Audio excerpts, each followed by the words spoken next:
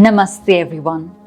In today's video, we're going to focus on Muni Patanjali's Yoga Sutra 3.45. Now in this particular Yoga Sutra, Muni Patanjali is explaining to us what exactly happens as a result of the Yoga Sadhak gaining mastery over the 5 elements and how this kind of impacts the Mahabhutas, the Siddhis and the abilities that the Yoga Sadhak receives.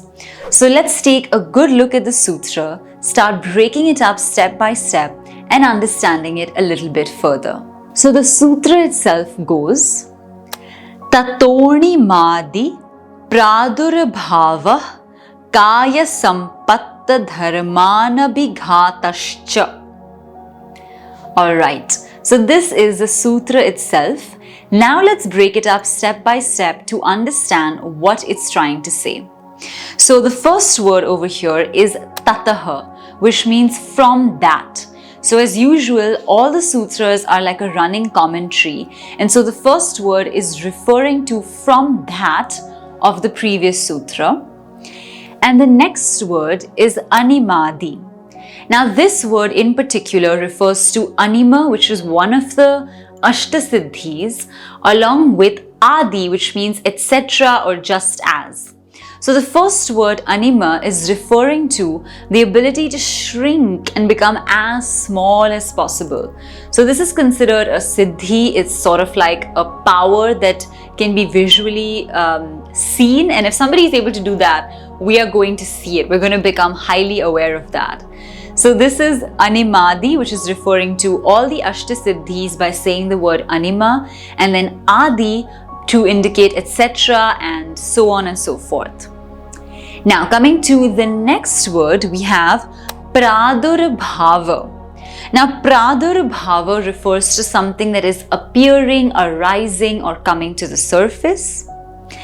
Then the next word over here is kaya.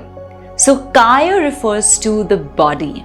Alright, so that is the kaya, the physical body. The next word is sampat. Now sampat over here is referring to some sort of perfection or excellence or just fantastic nature of the body. So that is sampat. Then comes tadharma. So here it's talking about the natural characteristics, the natural tendencies of the body. And then the last word is anabhighata, which essentially refers to not being afflicted by or not being affected by. Alright, so these are all the words from the sutra itself. But now let's see what exactly is the sutra trying to communicate and what is it saying to us. So the sutra is basically trying to tell us that one of the impacts of the Yoga Sadhak being able to control all the Pancha Mahabhutas, the direct impact is that of course he or she is now able to control anything in the material world, because that's the basis, right? It's like saying, if I'm able to control all the cells in my body, over time I will be able to control the entire body because I can control the building blocks. So now I can do a lot with that simple ability, and across the spectrum I can do a lot of things. So because the person in the previous sutra, the Yoga Sadhak, was able to gain mastery over the building blocks, the 5 elements and the tanmatras themselves, he or she can now use that ability to their advantage to literally control anything in the material world. And more importantly, since our bodies are obviously made of nature, prakriti, the material world, we can control our bodies to a very high extent. So the Yoga Sadhak that achieves this kind of mastery is now able to really harness and kind of use their own bodies to optimum capacity and functionality, which makes it really incredible. Alright, so I think this is one of the best understandings of the sutra, is that whatever are the natural things that happen to our bodies, like disease, illness, death, not being able to function to our highest capacities, those things don't happen because the body almost becomes superhuman. It's almost able to replenish itself, take care of itself, and operate at the highest capacity. So it's pretty incredible stuff, but it's just a byproduct of being able to control the Pancha Mahabhutas from the previous sutra by doing Sanyam on them and all the 5 different qualities within them that we discussed. Alright, so this sutra is quite interconnected to the previous one. If you haven't watched that, please make sure you do 3.44, so it'll help you to understand what this sutra is talking about. Now, we've understood, of course, that it's taking us through this entire journey, but we're being introduced for the first time to the Ashta-Siddhis, the first one being Anima. So now let's take a look at what are these Ashta-Siddhis, what are the 8 different ones, and how does the Yog Sadhak become so well versed in them, or at least become acquainted with them. Alright, so we have the first one over here, which is Anima, which we'd spoken about. It's the ability to become as small as one may want, or as tiny in size physically as one may desire. This really reminds me of a movie that I released many years ago. I used to watch it as a kid, where, and I think it was an American, if I'm not wrong, I don't remember the name. Oh yeah, it was called Honey, I Shrunk the Kids. Right? And the kids become this tiny, and then they're kind of, fighting with cockroaches, trying to get their place back so that their dad can make them full-size human again. And it's really funny, but that's what this reminds me of, the ability of Anima to shrink yourself to the size that you wish and actually be that size. So I think it's again too difficult for us to imagine, because we are nowhere close to being able to control the Pancha Mahabhutas, and so because of that, it seems unimaginable to us that somebody would be able to do this on their own. But of course, these are the Ashta-Siddhis. This is what it says is possible. Some yogis have even demonstrated these practices. So we're going to look at them from an academic angle and just keep them in mind. And starting with the first, Anima, ability to become as small as one wants. The second Ashta-Siddhi is Mahima.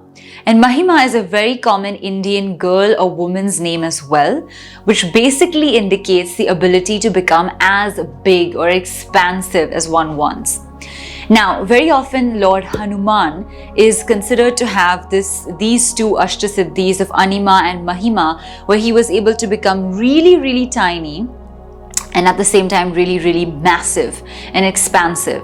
And some of the examples of this are in the Ramayana. If we were to read it, when he adopted the Anima position is when he was trying to rescue Sita Ma, basically from Lanka, and he really became a tiny size to kind of indicate to her that it's me. I'm here to tell you that Lord Ram is going to try to save you very soon, don't worry.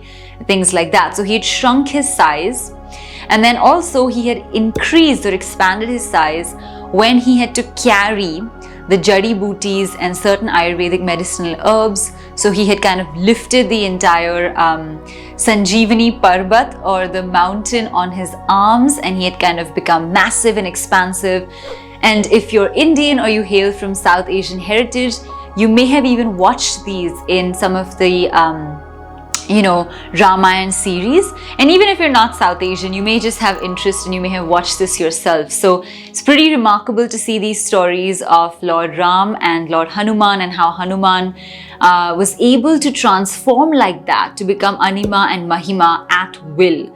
So really incredible, goes to show that these examples were, within the Ramayana as well. And so they have been spoken about for several millennia from the past as well. So really, really interesting to know that. Now, moving forward, we've looked at Anima and Mahima. The next one is Laghima. Now this, as the name suggests, Laghu means light, and Laghima means to become as light as one wants. So really just light as a feather, quite literally, choosing to become as light as one wants. Then the next word here is Karima, right? So Karima indicates the ability to become as heavy as one needs. So creating a sense of heaviness within the body itself, and the ability to do that is one of the Ashta-Siddhis. So far we've looked at 4 of them, which is Anima, Mahima, Laghima, and Karima. All right, so these were the top 4. Now the next 4 are slightly debated. Each of the books give a different last 4. So we're going to go with the book that we're using, which is from Kaivalyadhama, link to which is in the description.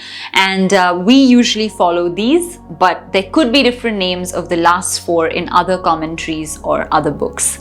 So just putting that out there. Looking at the 5th one, in this case, it is Prapti.